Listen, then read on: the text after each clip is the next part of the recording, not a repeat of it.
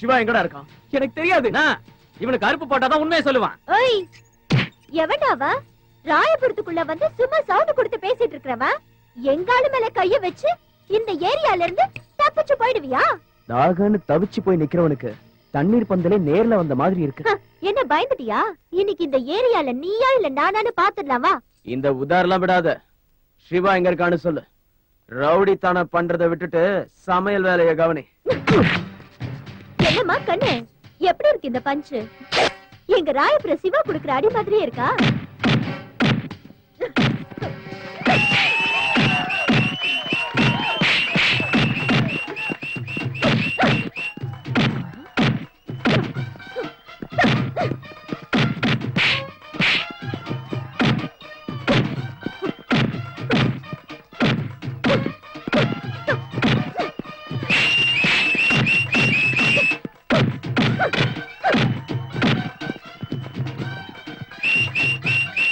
சிவானாது பாவாங்க பூ விழாவுல ரவுடிங்க கூட சண்டை போட்டுக்குது. நீங்க உட்காந்து கலாச்சிங்கிறியா? நியாயமா அது? அடச்சி மூடு.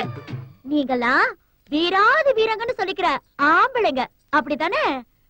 ஆளுக்கு ஒரு அடி அடிச்சிருந்தீங்கன்னா இந்நேரத்துக்கு துண்டக்கானும் துணியக்கானும் ஓடி இருப்பானுங்க.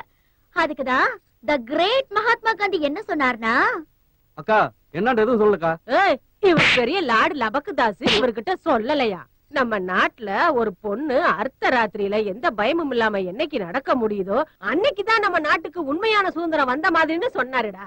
அன்னைக்கு பாக்கலாம்டா ஒவ்வொரு வீட்லயும் ஒரு ஜான்சி ராணி, களத்தூர் கண்ணம்மா,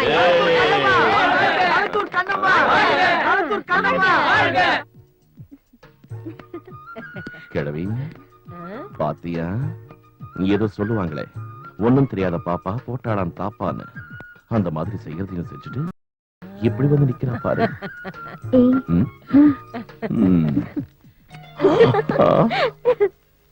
உனக்கு என்னப்பா சாகர்? சிவானம் பேரை சொல்லி மாமூல் வாங்கி ஜாலியா சூதாடுற. 50 ரூபா உள்ள. எல்லாத்துக்கும் தில்லு வேணும் மச்சான். தில்லு இருந்தா இந்த உலகமே நம்ம கைக்குள்ள அடங்கும். பயப்படுறவனுக்கு தினமும் சாவு, தைரியசாலிக்கு ஒரே சாவுதான்.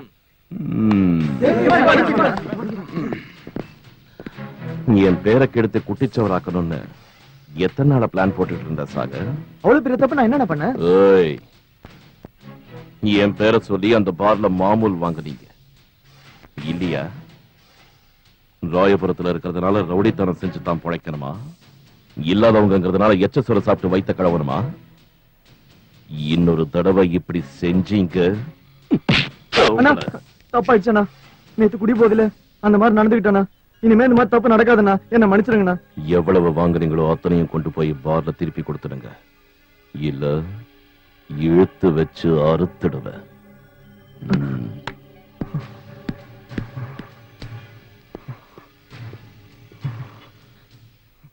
3 லட்சம் ரூபாய் தர சொன்ன வேலையை முடிப்பிய? ஒரு சான்ஸ் கொடுத்து பாரு. சாகரோட டேலண்ட் என்னன்னு உனக்கு அப்ப புரியும். டேலண்ட் இருக்கிறவன்லாம் ஜெயிக்கிறது இல்ல. அவனை கொல்ல என்ன ஐடியா வச்சிருக்க? ஒரு விரோதி இன்னொரு விரோதியை கொல்றதை விட ஒரு ஃப்ரெண்ட் இன்னொரு ஃப்ரெண்ட ஈஸியா கொல்ல முடியும். நண்பனா தோல் மேல கை போடுறப்பதான் கழுத்து கைக்கு சுலபமா எட்டும். நம்ப வச்சு கழுத்த இருக்கிறதா சிம்பிளான விஷயம். குட். இதான்ப்பா இவன் போட்ட ஸ்கெட்ச். அண்ணா, சிவாவை தூக்க போறது இவனா? டாடி, இவன் சிவாவோட ஃப்ரெண்டு. சிவா கதையை முடிக்கிறதுக்கு சூப்பர் ஐடியா வச்சிருக்கான். சிவாவை முடிக்கிறது அவ்வளவு சுலபம் இல்லப்பா. நீ ஒரு வேலை பண்ணு. நான் சொல்ற இடத்துக்கு நீ அந்த சிவாவை கூட்டிட்டு வந்துரு. அதுக்கப்புறம் என்ன பண்ணணுங்கிறத நான் சொல்றேன். அவனை கூட்டிட்டு வர வேண்டிய பொறுப்பு என்னோடது.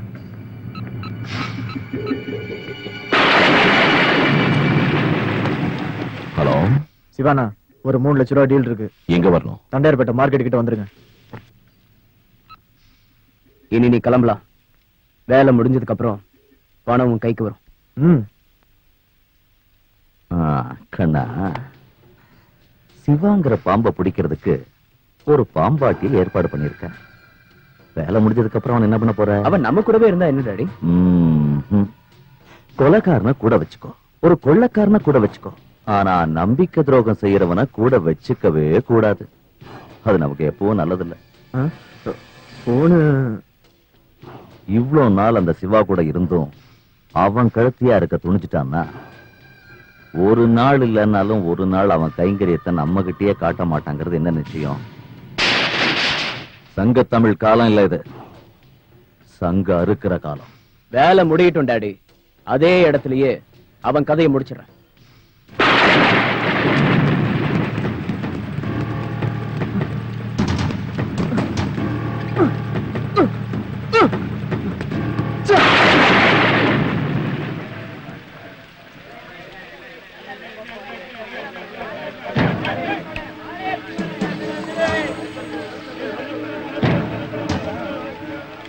அவன் தான் சிவா.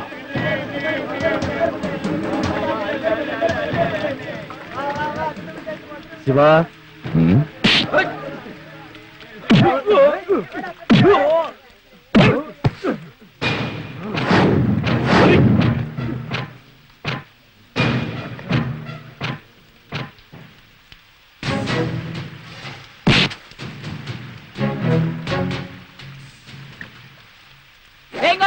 வாடா.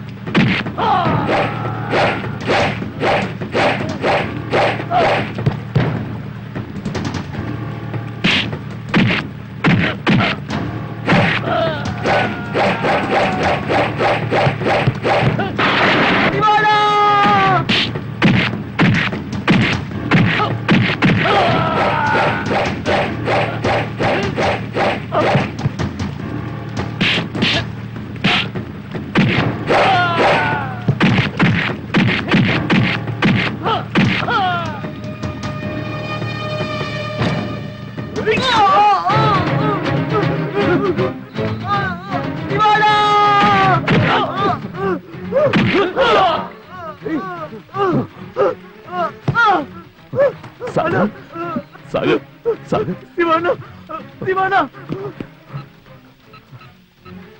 டாடி, சிவா கதையை முடிக்க முடியல. ஆனா சாகர நானே குத்தி கொலை பண்ணிட்டேன். உங்களுக்கு நம்பிக்கை துரோகம் பண்ணிட்டான். கடவுள் எனக்கு தெரியாது தண்டனை கொடுத்துட்டான். இல்ல Sagar, Sagar. You are under arrest.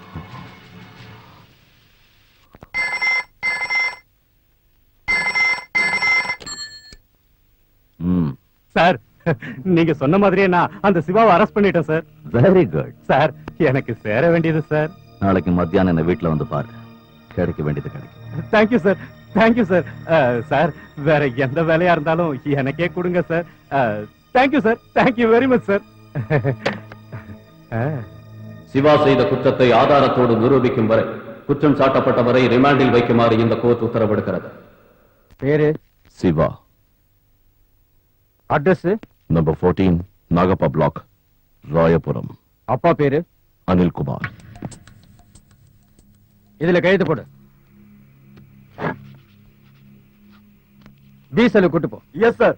Next.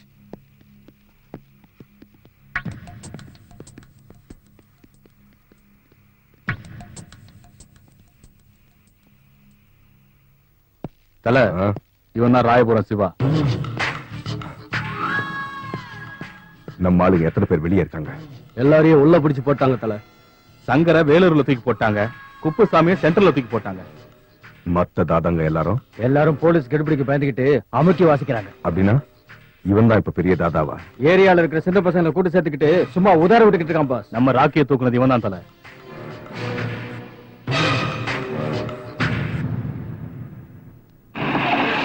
இவர் தெரிஞ்சுட்டாரு.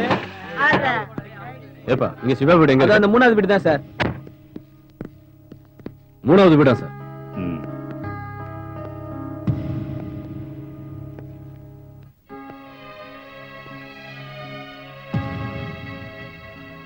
அம்மா அத்த அரிசி எவ்வளவு? யார் நீங்க?